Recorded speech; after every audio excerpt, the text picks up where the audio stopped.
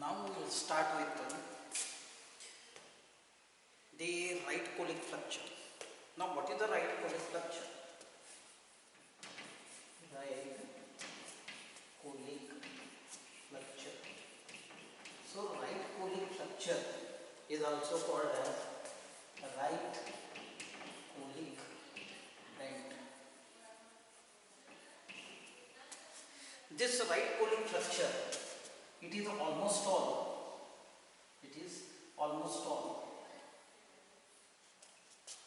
there at the level of ending of ending of ascending colon, that is AC, and the beginning of transverse colon. This you can say bend, what you get.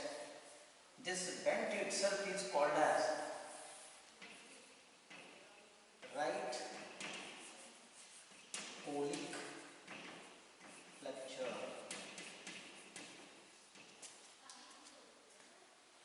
It is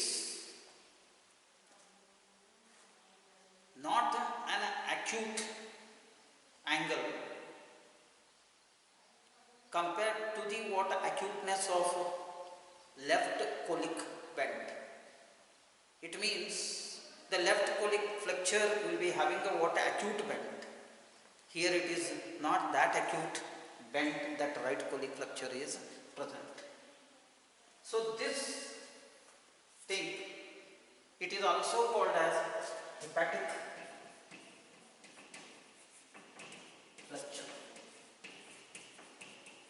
because this bend will be going impressions, throwing an impression on the undersurface of the right lobe of the liver. Hence it is called the hepatic flexure.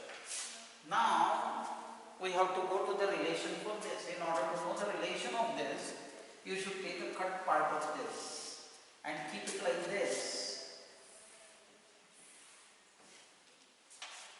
So this is the what is said to be as a right colic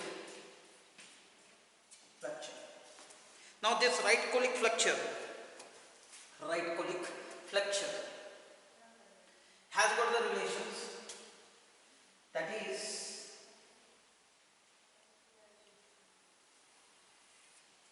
this is what the arbitrary point for anterior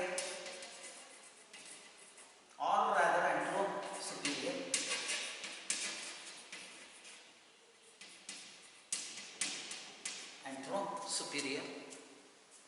this will be going to get what? Under surface of liver. Under surface of liver. Then what you will be going to get? Just you can say behind them. Behind you will be having a, for this right colic flexure, right kidney and the fascia which covers that renal fascia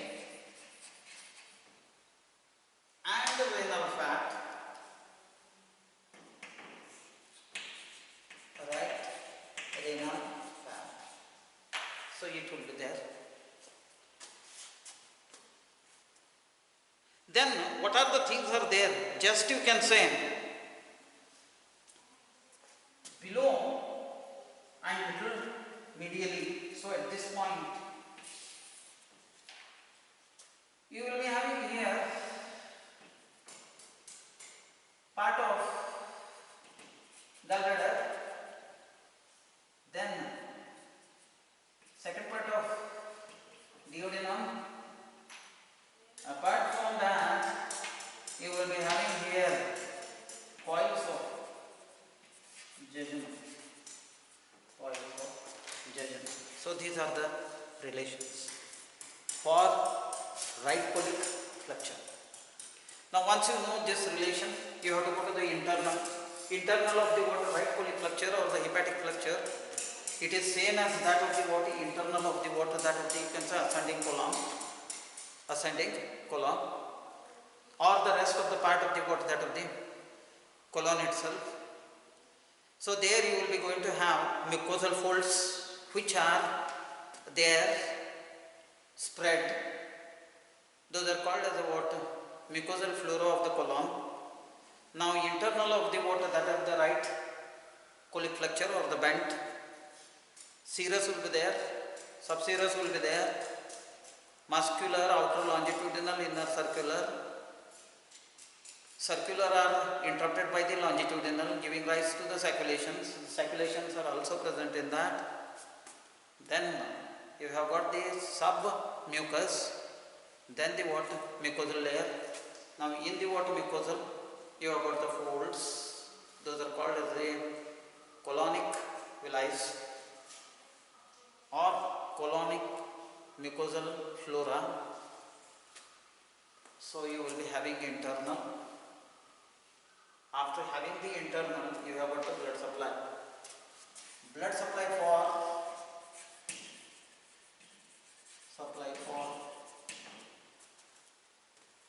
right colic flexure is by 2.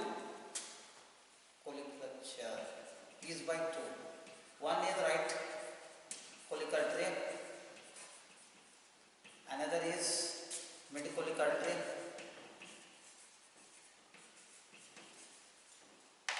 The right colic artery, it will be going to have the what, primary branch, secondary branch, tertiary branch, unnamed branch. Then goes into the what, that are forming the what, some unnamed branches which are there minute. Then it pierces the what, all the layers of the what, that of the colon, supplies the entire right colic flexure or the hepatic flexure. Then the same way the mid colic is also, which is the branch of that of the superior mesenteric, which will be having a primary, secondary, tertiary, unnamed. Unnamed will be there, very fine, very, they pierces the what, all the coats of the what, colon and supplies the what, right colic flexure or the bend. Then you have got the venous drainage. Venous drainage of this is by the what, the same way how the blood supply, but in the reverse direction, such as veins which will be going to drain by the water, that of the right colic bent, not only the internal but also the what, histological part.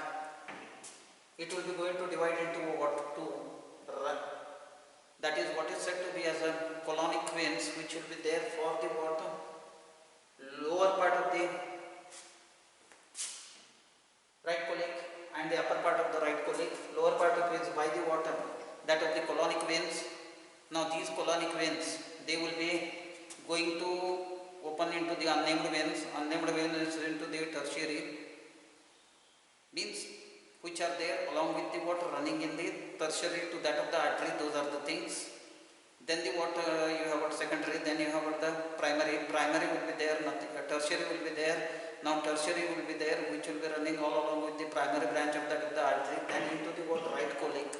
By the by, you will be going to have the water, that of the upper part of that of the right colic flexure will be also going to drain by the water, that of the whole flora of the water, that of the right colic flexure or the hepatic flexure, and then it will be there unnamed veins, unnamed into the water, that of the veins which will be there along with the water, tertiary branch of that of the artery. Those are called as the primary, and then you will be going to have those will be going to have the water secondary veins, and then it will be there along with the water, that of the primary branch of the artery, which will be going to run. They are the tertiary, and the tertiary goes into the water, mid colic vein, mid colic, and the water, this right colic.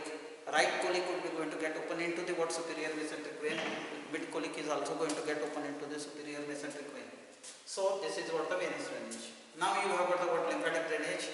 Now lymphatic drainage is also in the same way. You will be having a water, entire, you can say right colic bent. It will be going to drain by the superficial and deep lymph vessels of the water, right and left, right colic flexure. Then it will be going to come out from the water, that of the right colic flexure, by means of dividing itself into the water, right colic lymph nodes and the lymph vessels, and the what, mid colic group of lymph vessels and the lymph nodes. They will be going to get open into the water, that of the mesenteric group of lymph nodes, superior into the what, mesenteric, and mesenteric into the what, intestinal into the what, that of the right celiac into the what, that of the cystinogalli. So it will be the what, venous lymphatic bead.